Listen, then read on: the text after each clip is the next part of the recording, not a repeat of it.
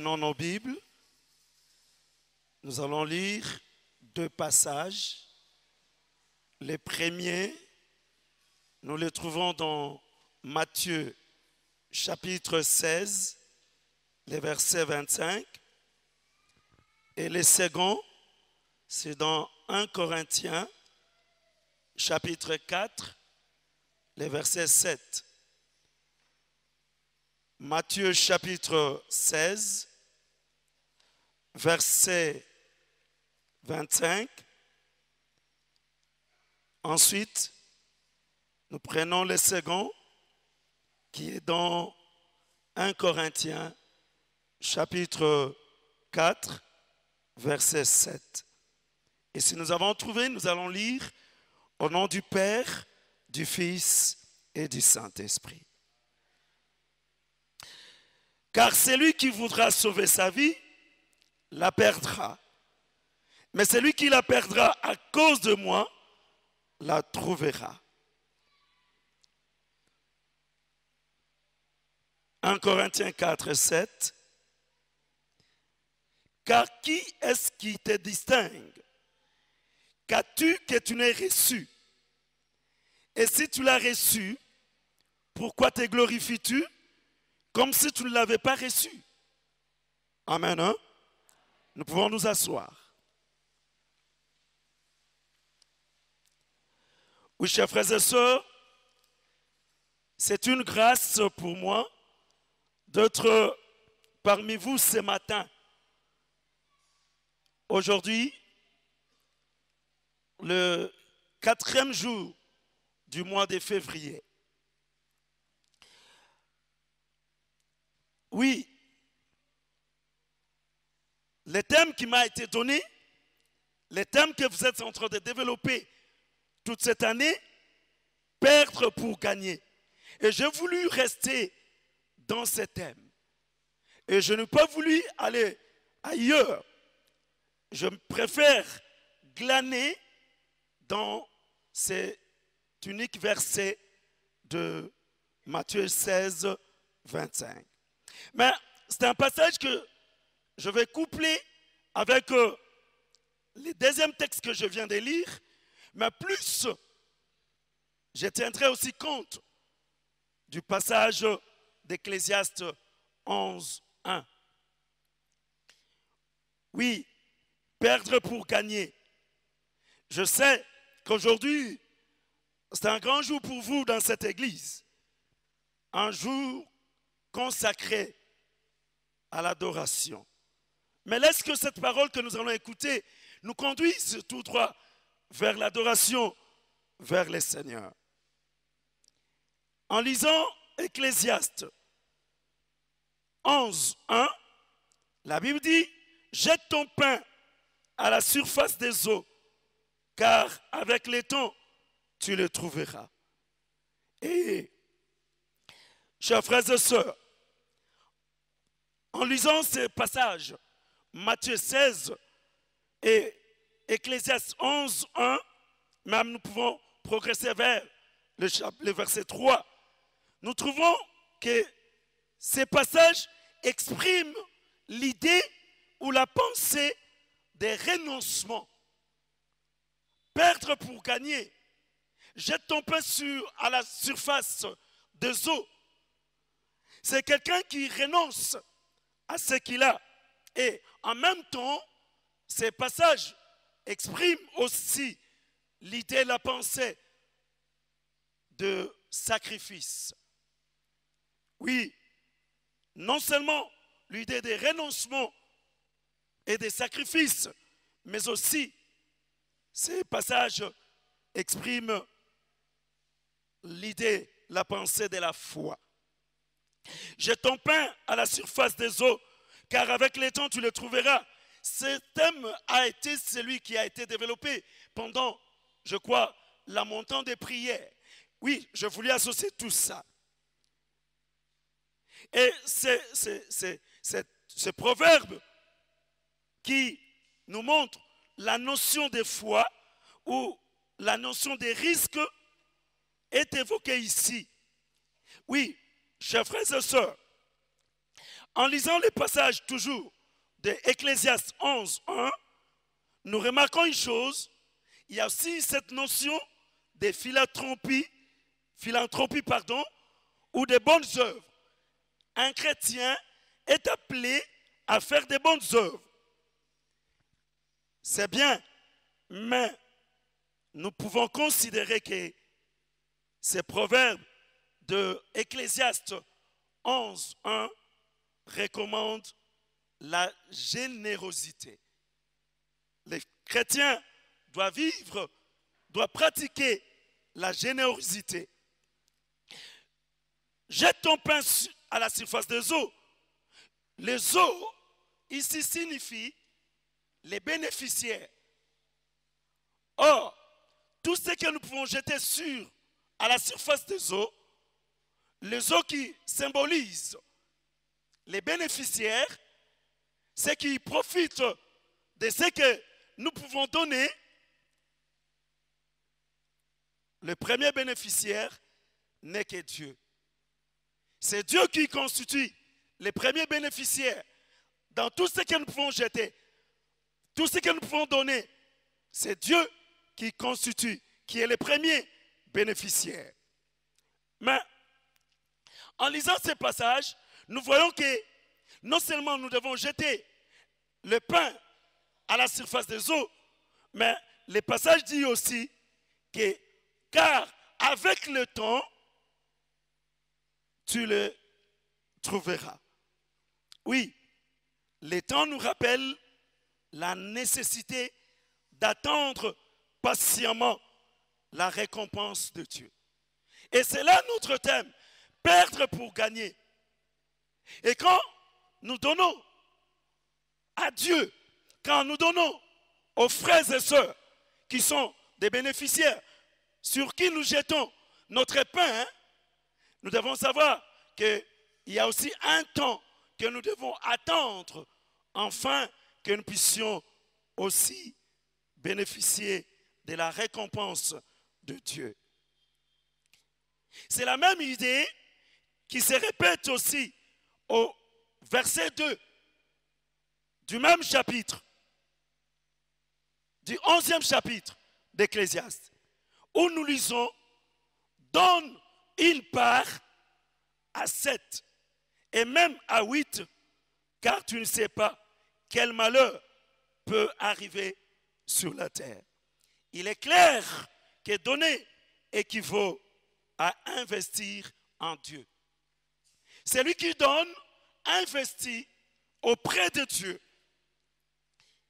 Et notre Dieu est celui qui doit bénéficier de tout ce dont nous pouvons avoir. Oui, c'est la meilleure assurance. Dieu constitue la meilleure assurance pour nous que nous devons attendre. Oui, chers frères et sœurs, j'aimerais que nous sachions ce que les Kaoundés des Zambie disent. Et ils ont cristallisé cette idée de donner, de jeter sur l'eau, de donner à Dieu. Et ils ont cristallisé cela dans cette pensée, dans cette idée. Ce que tu as donné revient. Ce que tu donnes revient. C'est-à-dire, si tu es généreux, d'autres gens seront aussi généreux envers toi en leur tour. Alléluia. Alléluia. Perdre pour gagner. Perdre pour gagner, c'est ce que les Bakongo disent aussi. Vous savez, les Bakongo disent, je préfère dire ça en lingala et peut-être traduire en français. Nguba yako kalinga et botaka. Et c'est vrai que quand on a grillé des arachides, ces arachides peuvent pousser? Non. Non. Mais cela traduit plus l'essence de générosité. Quand quelqu'un donne, offre ce qu'il a, quand quelqu'un perd, parce que n'oublions pas que c'est lui qui donne, il perd. Il ne gagne pas directement. Je peux avoir un billet de $100 dans ma poche. Et quand je les donne, je ne garde plus les $100. Je les donne à quelqu'un, moi je paie. Mais celui qui les reçoit gagne. Mais en réalité, c'est comme si c'est lui seulement qui gagnait et moi, je suis en train de perdre. Non, chers frères et sœurs, nous devons savoir une chose. Perdre pour gagner. Jeter les pains à la surface des eaux. Avec le temps, tu les trouveras. C'est un principe chrétien. Et nous, à notre tour, nous pouvons aussi faire de même. Être généreux. Nous pouvons être généreux. Et être généreux auprès de Dieu, c'est par rapport à ce que lui nous donne. Parce que d'abord, c'est lui qui a perdu. C'est lui qui a donné son fils. Et en donnant son fils, nous avons gagné et lui, disons, a perdu. Mais sa perte n'a pas été continuelle. Parce que Jésus est revenu avec un résultat qui fait aujourd'hui que nous soyons appelés enfants de Dieu. Amen. Amen. Oui, frères, chers frères et sœurs, nous devons savoir être généreux. Nous devons être généreux envers d'abord Dieu, mais aussi nous devons être généreux envers nos bien-aimés qui sont tout autour de nous. Et notre générosité envers Dieu peut s'exprimer aussi à travers notre louange, notre adoration. Nous devons savoir une chose. Il n'y a pas seulement question de donner ce que nous avons matériellement, mais nous pouvons aussi exprimer notre adoration vis-à-vis de Dieu. C'est pourquoi j'aimerais dire ceci. Chers frères et sœurs, perdre pour gagner. Jette ton pain sur les eaux et à travers le temps, avec le temps, tu les trouveras. C'est aussi une façon de comprendre. Nous, en tant que chrétiens, nous devons non seulement être généreux vis-à-vis de Dieu, vis-à-vis de nos frères, mais nous devons savoir une chose. Nous ne devons pas oublier ceci. Ce que je vais dire maintenant, par rapport à perdre pour gagner, et par rapport à l'intendance que Dieu nous donne, et par rapport à l'adoration et à la louange. Chaque fidèle doit savoir qu'il est intendant. Chaque fidèle doit savoir qu'il est intendant et tout ce qu'il a ne lui appartient pas. C'est pourquoi dans ce message, j'ai voulu, en parlant de perdre pour gagner, par rapport à Dieu, parce que notre adoration s'adresse à Dieu, j'ai voulu que nous puissions toucher l'aspect de l'intendance chrétienne. Oui, chers frères et sœurs, nous devons savoir que le Seigneur nous a placés dans son Église afin que nous soyons ses intendants. Qu'est-ce que veut dire? Qu'est-ce que la notion de l'intendance chrétienne? L'intendance chrétienne est une manière de vivre par laquelle moi, en tant que chrétien, je reconnais que tout ce que tout ce que je suis et tout ce que je possède sont la propriété de Dieu. Alléluia. Alléluia. Notez cela, chers frères et sœurs. Je suis toujours dans le cadre de mon message, dans mon thème, perdre pour gagner. J'étais en train de dire que nous devons être généreux. Généreux envers Dieu. Et cela va faire de sorte que nous puissions dire que j'adore Dieu par rapport à ce que je fais, par rapport à ce que je donne à Dieu. Et cela, c'est une expression de mon adoration vis-à-vis de Dieu. C'est une façon d'adorer Dieu quand je donne aussi aux autres. Mais qui peut donner à Dieu? C'est seulement l'intendant qui peut donner à Dieu. Qui peut adorer Dieu? C'est seulement celui qui connaît la notion de l'intendance chrétienne. Et je disais que l'intendance chrétienne, c'est une manière de vivre par laquelle moi, en tant que chrétien, je reconnais que tout ce que je suis, tout ce que je suis, que je sois docteur, que je sois pasteur, que je sois qui que ce soit, que je sois professeur de l'université, une chose, je le suis à cause de qui?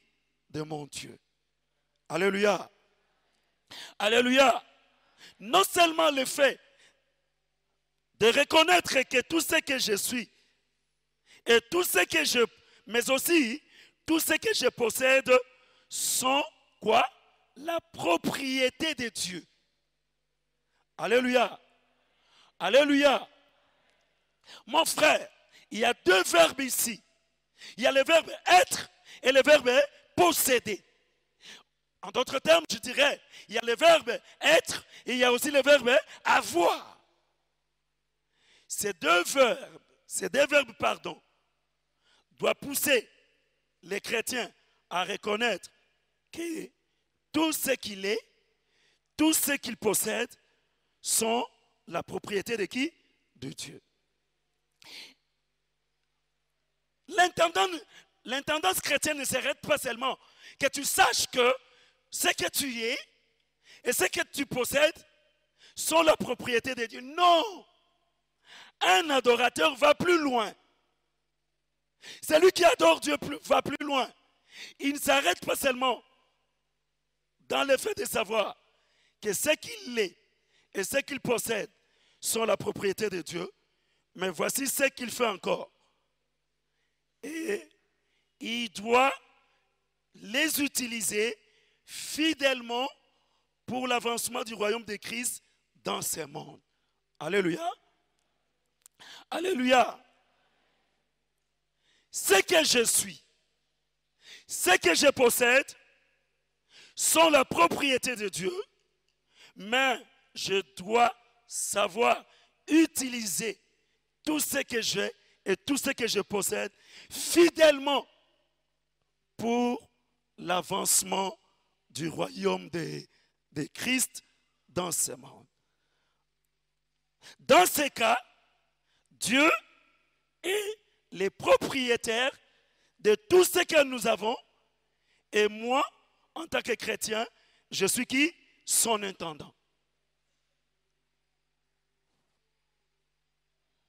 Je suis l'intendant et Dieu est qui? Le propriétaire. Alors, c'est dans ce sens-là que moi qui suis chrétien et moi qui suis intendant, je comprends que Dieu est le propriétaire de tout. Je dois vivre avec lui en partenariat. Et ce partenariat doit me pousser à adorer Dieu. Je suis ce que je suis. J'ai tout ce que j'ai. Lui est le propriétaire. Et moi, je suis l'intendant. Et dans cette intendance chrétienne, je dois vivre en partenariat avec lui. Alors, qui est un intendant? J'aimerais, frères et sœurs, que nous comprenions ce que nous sommes en train de dire. Un intendant, c'est quelqu'un qu'une personne charge de s'occuper de ses biens. Généralement, à des fins de production, allant au-delà du simple fait de garder les actifs et ensuite rendre compte du travail au propriétaire. Amen. Hein? Un intendant, c'est quelqu'un qu'une personne charge de s'occuper de ses biens. Et pourquoi il lui donne ses biens? Pourquoi il doit s'occuper de ses biens? Généralement, à des fins comment? Des productions. C'est-à-dire pour Dieu, il faut que l'enfant de Dieu, qui reçoit les biens de Dieu, puisse savoir aller au-delà de ce qu'il a. Et c'est là que nous pouvons voir, par exemple, le texte de Matthieu, chapitre 25, verset 14, jusqu'à verset 30, où le Seigneur donne une parabole. Il dit, le royaume de Dieu est semblable à un homme partant. Il va en voyage et il va donner des talents à ses serviteurs. Au premier, il donne 5. Au second, il donne 2. Non, au deuxième, il donne 2. Et au troisième, il donne combien? 1. Et le premier va produire encore 5. Le deuxième produit 2 autres. Et le troisième va creuser un trou et il va cacher les talents. Le Seigneur donne le bien selon la capacité de chacun. Le Seigneur donne à chacun selon sa capacité, mais le premier produit 5 autres talents, le deuxième produit 2 autres talents, mais le troisième va cacher ce qu'il avait reçu. Et quand le propriétaire revient, parce que comme je vous ai dit, vous vous occupez des biens de celui-là pour des fins de production. Au-delà du simple fait de garder les actifs. Il ne faut pas seulement garder les biens, mais il faut produire. Et le Seigneur attend de nous que nous puissions produire. Et ensuite, chacun rendra compte du travail au propriétaire. Oui, chers frères et sœurs, par rapport à tout ce que je viens de dire, perdre pour gagner, jette ton pain à la surface des eaux. Avec le temps, tu les trouveras. Et par rapport à cette façon de voir les choses, nous sommes intendants de Dieu. Un intendant, c'est celui qui garde, qui gère les biens de quelqu'un. Nous devons savoir qu'en tant que chrétiens, quand le Seigneur nous donne ces biens, nous devons savoir les utiliser comme il faut. Et en les utilisant comme il faut, c'est cette façon-là de les perdre. Nous les perdons parce que nous les mettons au service de Dieu. Intendant de Dieu, lui qui est le propriétaire, il veut que vous puissiez vivre en partenariat avec lui.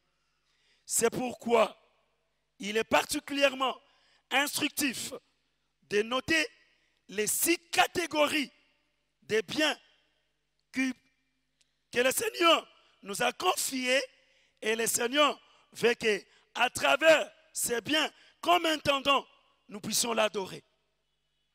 Alléluia. Alléluia.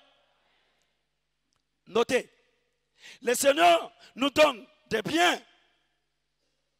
Et ces biens qu'il nous donne, nous devons bien les utiliser. Nous devons les utiliser fidèlement, mais en les utilisant fidèlement, nous adorons Dieu. En perdant cela, nous adorons Dieu. Mais en réalité, ce n'est pas vraiment une perte. C'est à Dieu, c'est aux frères, c'est aux sœurs que nous donnons cela. Voici les 6 catégories des biens que le Seigneur nous a donnés, que nous devons perdre. Et en les perdant, nous devons savoir que nous sommes adorés. Nous sommes en train d'adorer le Seigneur. Les premiers biens que Dieu nous a donnés afin que nous puissions les perdre pour l'adorer, c'est la vie. La vie. Chers frères et sœurs, Dieu veut qu'à travers notre vie, qu'il puisse tirer gloire. C'est pourquoi nous avons tout fait pour que toute notre vie, tout ce que nous possédons, notre vie biologique, notre respiration, notre marche, notre beauté, notre santé, puisse servir à l'adoration de Dieu. C'est le premier bien. Le Seigneur veut que, à travers ma vie, qu'il considère comme un bien qu'il nous a donné et que je suis intendant que je puisse les perdre. Cette vie, que je la donne pour des frères, pour des sœurs et pour lui-même aussi.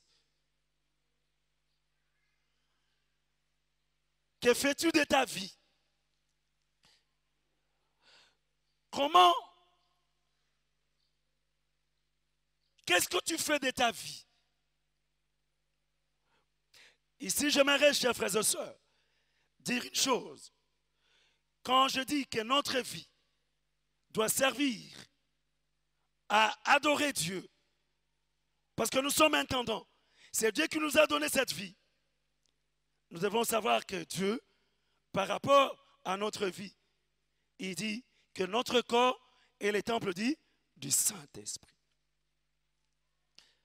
Mon frère, ma soeur, partout où tu peux être, partout où tu peux te retrouver, laisse que ta vie adore le Seigneur. Alléluia. Parce que c'est un bien qu'il t'a donné. Ta vie ne peut pas servir à adorer les diables. Partout où tu peux être, mon frère, à l'école, à l'université, laisse que ta vie adore le Seigneur. Alléluia. Je me rappelle d'un frère avec qui nous étions à l'université de Lubumbashi, parce qu'avant de faire la médecine, avant de faire la théologie, j'ai fait la médecine. Et c'est d'ailleurs là où j'ai connu votre pasteur, le pasteur Pierre Ndonganani. J'étais son directeur de l'école du dimanche à Kisangani. J'ai commencé à faire la médecine. Mais mon frère, ma soeur, quand nous devions passer les examens, je me rappelle un jour, en 3e gradué en médecine, je devrais passer l'examen d'Anapat, du professeur Kalengai.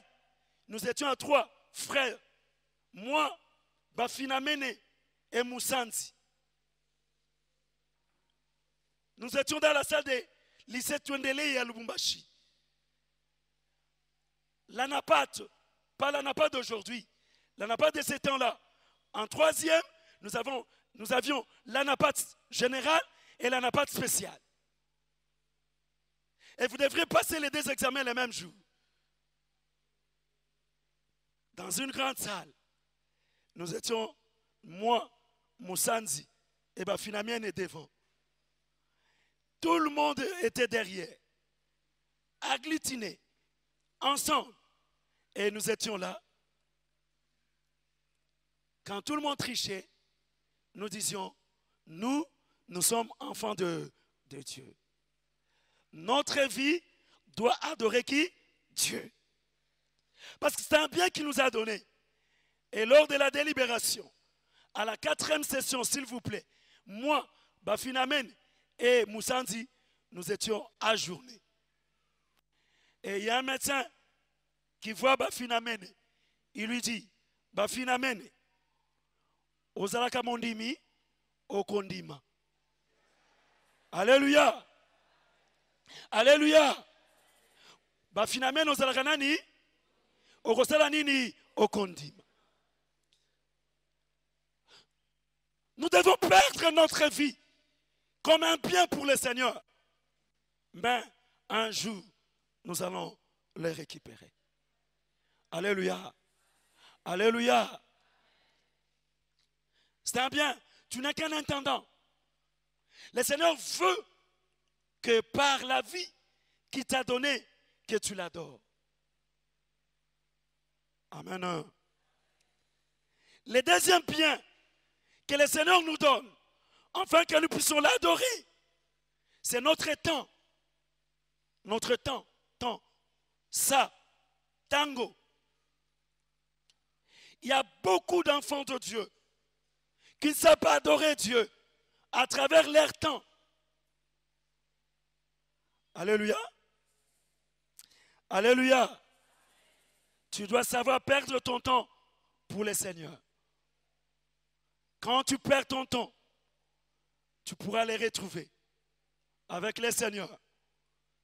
C'est un bien que le Seigneur t'a confié. Est-ce que tu sais que tu n'es qu'un intendant par rapport au temps? Le Seigneur t'attend à ce que tu puisses lui donner ton temps, que ton temps l'adore. Qu'est-ce que tu fais de ton temps? Je m'étonne. Je ne dis pas que les chrétiens ne doivent pas être devant la télévision. Ils peuvent être devant la télévision, mais ils ne doivent pas prendre tout le temps. Le Seigneur t'attend à ce que tu lui donnes le temps qu'il t'a confié pour que ce temps puisse l'adorer. Amen. Hein? Amen. Hein? Il n'y a pas seulement le temps que le Seigneur nous a donné qui doit l'adorer, mais il y a aussi les biens matériels. Chers frères et sœurs, aujourd'hui, beaucoup de chrétiens ne veulent pas perdre leurs biens matériels pour la cause de Dieu. Or, je vous disais ceci, que donner à Dieu les biens matériels, c'est une façon de l'adorer. Vous savez, beaucoup de chrétiens, quand ils viennent à l'église, ils pensent que adorer Dieu, c'est seulement par des paroles. Non, le Seigneur veut aussi.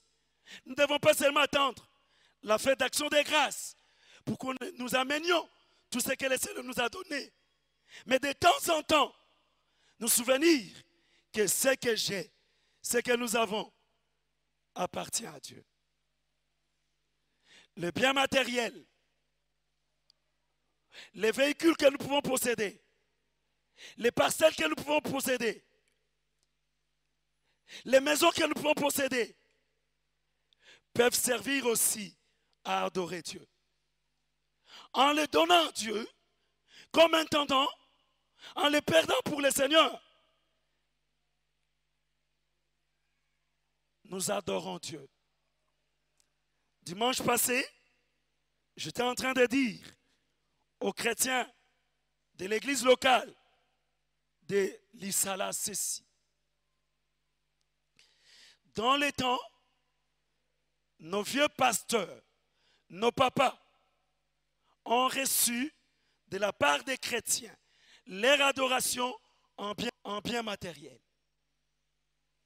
Je connais par exemple l'église locale de la CBFC Itaga a bénéficié de 3 parcelles que les fidèles leur ont donné à l'église comme leur signe d'adoration au Seigneur.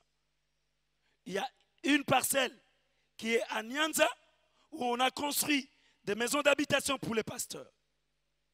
Il y a une qui se trouve sur l'avenue Bolobo qui aujourd'hui est utilisée comme église locale CBFC Bolobo. Nos biens matériels doivent servir à adorer Dieu. Parce qu'il nous a donné ces biens, non seulement pour nous, mais que cela revienne aussi à lui et aux frères et sœurs. 4. Les talents. Les talents, c'est une aussi façon d'adorer le Seigneur. Le Seigneur nous a donné des aptitudes.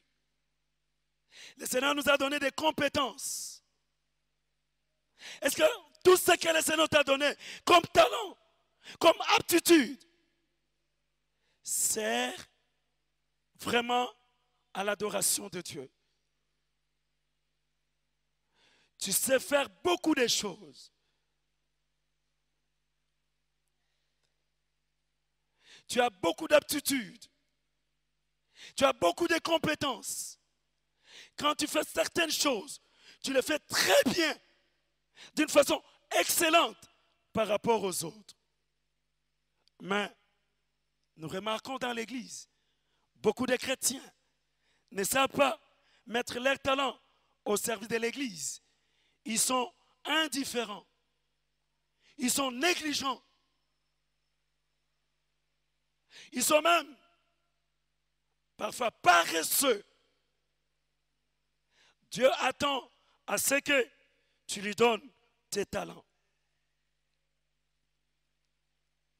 5e bien que le Seigneur nous donne, afin que nous puissions l'adorer, c'est notre environnement. Notre environnement. Alléluia. Alléluia. Que fais-tu de ton environnement? Est-ce que tu sais que l'environnement dans lequel tu vis, c'est un bien que le Seigneur t'a donné?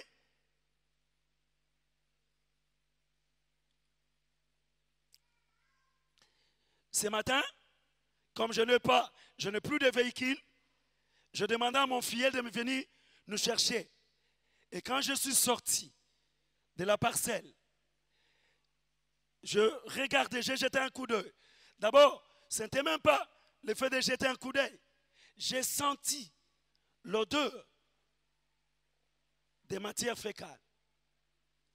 Les voisins qui sont, non, la parcelle voisine qui est à côté de nous, ils ont ouvert leur fosse septique et toute la saleté est allée dans les caniveaux. Chers frères et sœurs, de la même manière que le Seigneur nous a donné les biens matériels, de la même manière, il nous a donné l'environnement. C'est un bien que le Seigneur nous a donné. Et nous devons faire de sorte que notre environnement adore le Seigneur. Alléluia. Alléluia. Ta chambre à coucher, ta maison. Vous ne voyez pas que fidèles de l'église francophone, Kitambo, vous n'avez pas de raison de laisser votre environnement dans un état de saleté. Parce que les milieux dans lesquels vous êtes, je me rappelle, depuis que je suis Kupenza, ça c'est ma deuxième fois d'entrer dans ce temple. La première fois, je ne sais même pas où s'est trouvé ce temple. C'était toujours ici. Ici, hein? J'étais en congé. À l'époque, j'étais pasteur titulaire à l'église CBFC Ngiringiri. Je crois il y a 7 ans, je me suis dit non, je vais aller prier et voir là où mon frère est pasteur. Je n'ai pas choisi une église de la CBFC. Je me suis dit, je vais prier à Kitambo. Je suis venu ici. Et aujourd'hui, quand je suis entré dans ces temples, je dis, de tels temples, je les ai vus aux États-Unis, en France, en Belgique et dans d'autres pays, pas au Congo. J'aimerais d'abord vous féliciter. Je vous félicite encore. Et troisièmement, je vous félicite.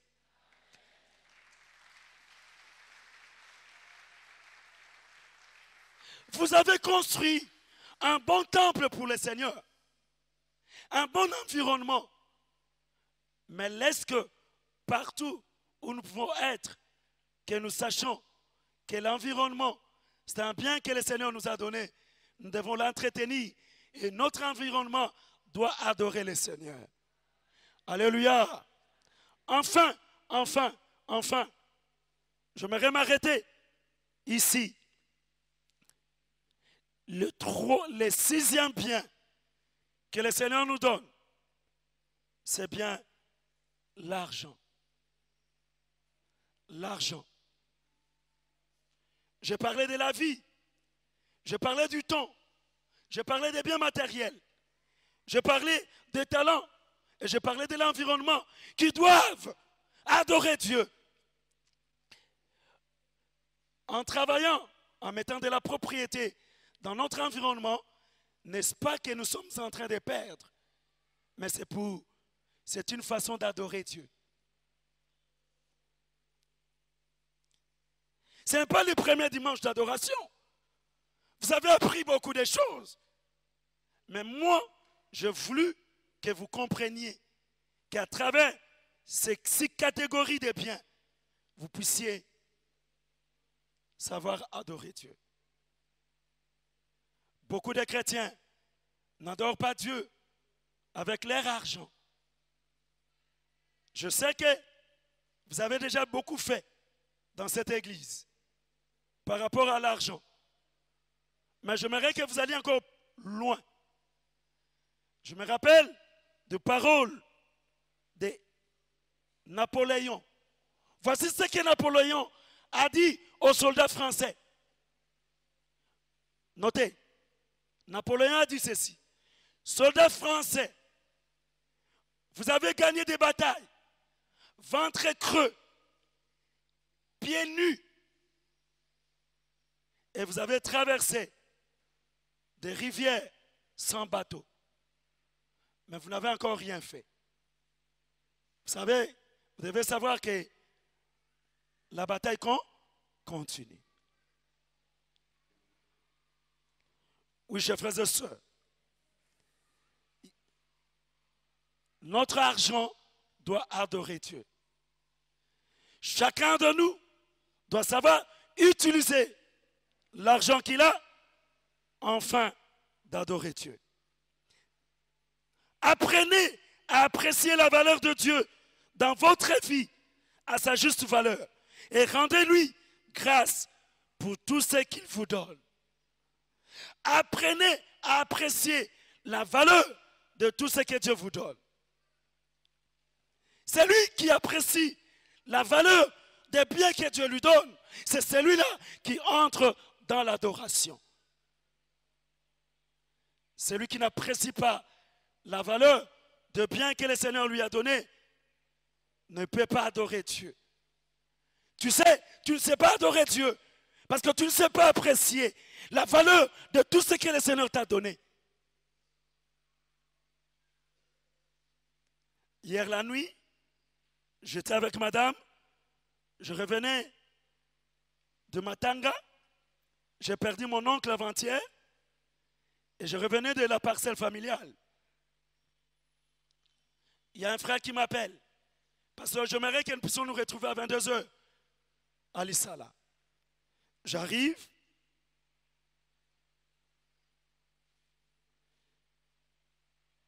Il me donne de l'argent.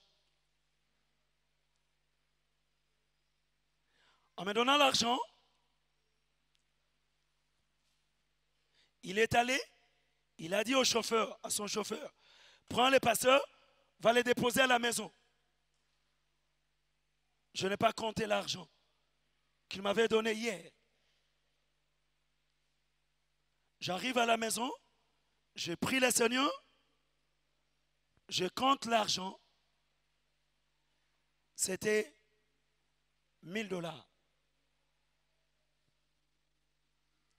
Ce matin, j'ai dit à ma femme, Modestine, tu sais combien ce frère-là nous a donné?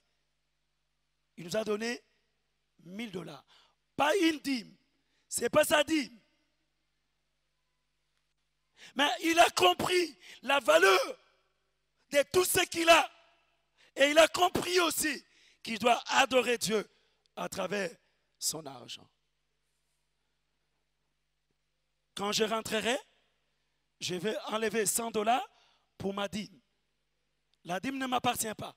C'est aussi une façon d'adorer les seigneurs. Est-ce que tu apprécies les valeurs? Non, la valeur de Dieu dans votre vie, à sa juste valeur. Est-ce que vous nous rendrez grâce? De nombreuses fois, nous passons outre les grâces divines parce que nous ignorons que dans son amour, Dieu nous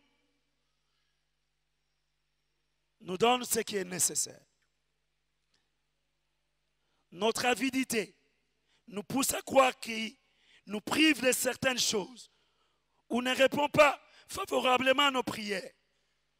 Aujourd'hui, j'aimerais que chacun ouvre grandement ses yeux et qu'il comprenne que Dieu agit dans sa vie et lui donne ce qui lui est convenable. Mon frère, ma soeur, est-ce que tu comprends que le Seigneur attend que tu puisses l'adorer et le louer à travers tout ce qu'il t'a donné? Est-ce que tu comprends sa juste valeur? Tous les biens que le Seigneur t'a donnés, alors juste valeur. Est-ce que tu comprends? C'est pourquoi ce matin, le Seigneur te dit, qu'as-tu que tu n'aies reçu? Qu'est-ce que tu as, mon frère? Qu'est-ce que tu possèdes qui ne vient pas de Dieu? Et si tout vient de Dieu, tu dois le perdre. C'est une façon d'adorer Dieu. En réalité, aujourd'hui, notre adoration, c'est l'engagement que nous devons prendre à offrir à Dieu tous les biens que nous possédons. Le Seigneur n'attend pas seulement que nous puissions lever nos mains pour l'adorer, mais le Seigneur veut que nous puissions savoir perdre. Et en perdant, c'est une façon d'adorer Dieu. Et Dieu attend à ce qu'aujourd'hui, tu puisses le faire. Laisse que Dieu bénisse sa parole et que tu saches que ce que tu as, tu l'as reçu de Dieu. Tous les biens que je viens de citer, la vie, les temps, les talents, les biens matériels, l'environnement, et pourquoi pas l'argent, doit normalement te conduire à l'adoration. Et le Seigneur veut que parfois, que tu te sépares de ces biens. Et c'est une façon de l'adorer. Nous allons nous incliner dans la prière. Dieu est fidèle, je le